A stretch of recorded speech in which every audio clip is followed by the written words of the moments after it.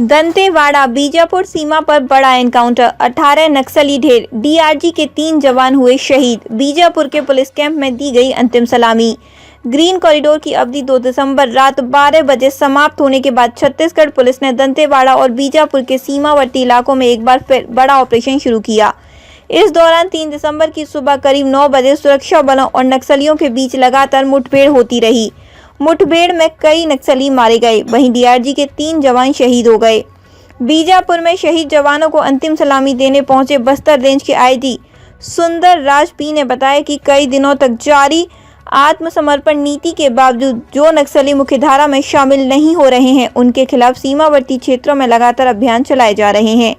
उन्होंने कहा कि इस ऑपरेशन में डीवीसीएम और पीएलजीए बटालियन नंबर 2 के कमांडर वेला मुड़ियामी समेत कुल 18 नक्सली ढेर किए गए। आईजी ने बताया कि शहीद हुए तीनों डीआरजी जवानों को पुलिस कैंप में श्रद्धांजलि देने के बाद उनके पार्थिव शरीर को उनके गृह ग्राम रवाना कर दिया गया है। सुंदर राज पी ने स्पष्ट किया कि सरकार की आत्मसमर्पण नीति अभी जारी है, लेकिन जो नक्सली हिंसा का रास्ता चुनते रहेंगे, उनके खिलाफ सुरक्षा बल भविष्य में भी इस तरह की सख्त कार्रवाई जारी रखेंगे। ठीक है, बड़ा इनकाउंटर था और 18 नक्सली अभी तक मारे गए पता लग रहा है और 3 जवान भी शहीद हुए हैं।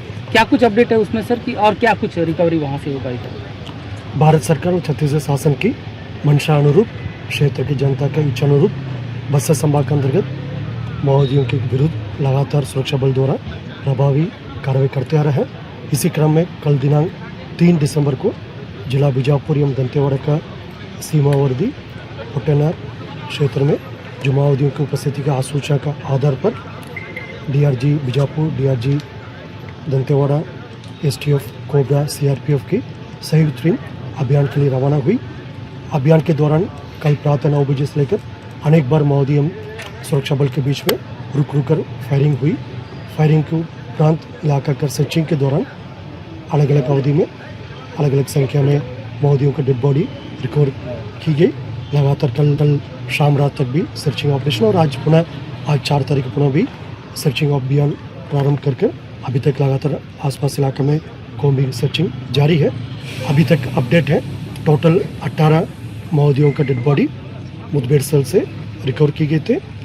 उसमें डीवीसीएम और पीएलजी कंपनी नंबर 2 का कमांडर वेला मुड़ियामी और अन्य माओवादी कैडर का जानकारी भी प्राप्त हो रहा है। शेष माओवादी कैडर का भी शिनाख्ती कार्रवाई थोड़ी देर पश्चात कंप्लीट हो जाएगा, उसके बाद फिर डिटेल जानकारी प्रस्तुत की जाएगी।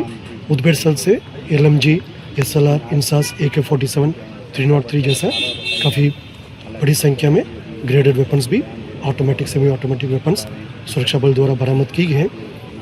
इस मुठभेड़ लगभग 12 घंटे से लगातार काफ़ी हेवी फायरिंग के बीच में चलते रहा।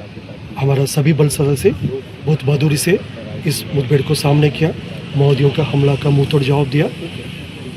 इस कार्रवाई के दौरान हमारा 3 जो बहादुर जवान डीआरजी बीजापुर का हेड कांस्टेबल मोहन बढ़ती है, कांस्टेबल दुकाराम गोंदे हैं और एक डीआरजी बल सदस्य रमेश सोडी। इस प्रकार हमारा 3 जो बहादुर जवान जो माओवादियों का काफ़ी बहादुरी से मुकाबला किया, बट अनफॉर्चुनेटली उनका शहादत होगी।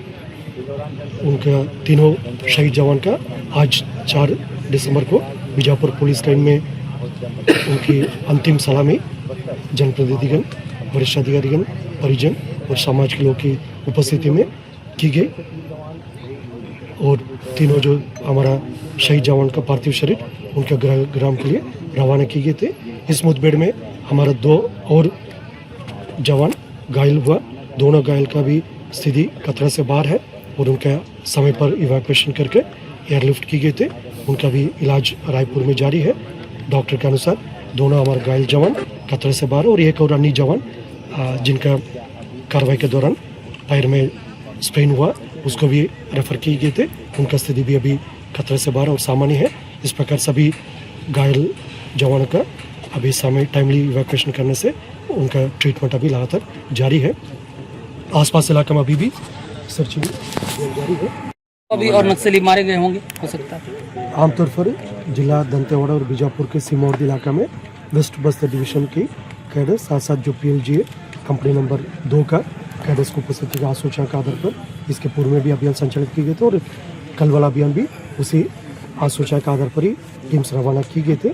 इस इलाके में जो Bairamgarh area committee, Gangaloor area committee और PLGA कंपनी नंबर 2 आमतौर पर इन कैडर्स की उपस्थिति रहते हैं, क्योंकि अभी प्राथमिक जानकारी हमको प्राप्त हुआ है। जैसा जैसा कैडर्स का शनाख्ती हो जाएगा हमको और स्पष्ट जानकारी मिल जाएगी उस मुठभेड़ के दौरान उधर कौन कौन से फॉर्मेशन का या कौन से अन्य जो सीनियर कैडर्स या एरिया कमेटी सदस्य या PLGA प्लेटून का भी यदि कोई कैडर्स उपस्थित रहा होगा मेरे ख्याल से अगले 2-3 घंटे में और आपका अपडेट मिल जाएगा।